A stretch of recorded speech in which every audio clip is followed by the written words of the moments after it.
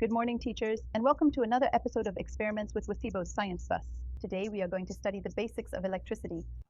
In particular, we shall see how to use the digital multimeter correctly and properly. The multimeter is a rather particular instrument because with just a single device, we can measure several different units related to electricity. For example, we can measure volts or ohms, that is to say, resistance. Let us see how it is done. To carry out this experiment, we will therefore take a digital multimeter, a red test lead, and a single unit. The black test lead, along with a few different parts of our circuit, for example, the 1.5 volt battery or some resistors, in order to carry out a few simple measurement tests using our multimeter. Let's take a look at how it's done. As the multimeter measures various quantities, at the same time, we must first set it to the correct appropriate setting. Before we go ahead and take our measurement, let's switch it on first. Let's imagine that we want to measure our 1.5 volt battery to begin with. So first and foremost, we need to set it up properly to measure volts. You see, we simply need to be careful to choose the correct side. In fact, where you can see the little wavy line here, it indicates alternating current. This is direct current mode when you see it, the line with the solid line and the dashed line underneath. So we are particularly interested in the volts marked in white. And since our battery is 1.5 volts, the full scale range will be 2. The full scale range is the maximum measurement that the multimeter is able to take.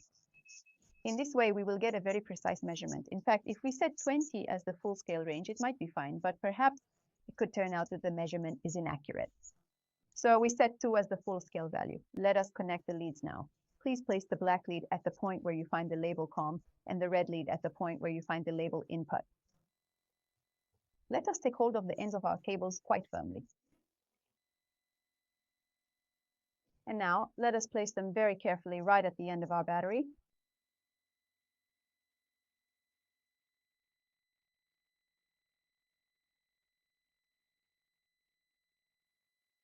Please note that at the end it shows the 1.5 volt marking. Now, if you wish, we can carry out various tests by measuring the resistances. In fact, across the various sections of our circuit, you will come across resistors with different measurement magnitudes. So first and foremost, let us switch the meter over to ohms. Therefore, if we want to measure this 100 ohm one, the full scale range will need to be set to 200. Now let us take the 220 ohm component, and the full scale range here is still set to 200, but 200 is simply not quite sufficient. So we need to set it to 2 kilo ohms in that case. Certainly, most definitely indeed. Since it is already set to kilo ohms, it will now display approximately 0.23.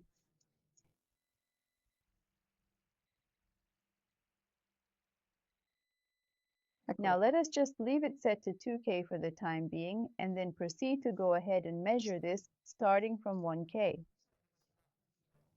Last one.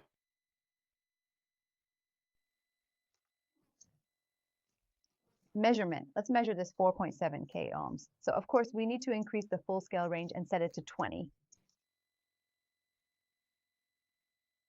This is the right activity to start the topic of electricity. In fact, by using the multimeter and putting the various measurement methods into practice, the pupils begin to familiarize themselves with the units of measurement they will need to work with. To discover more activities with the electricity kit, please keep following our experiments.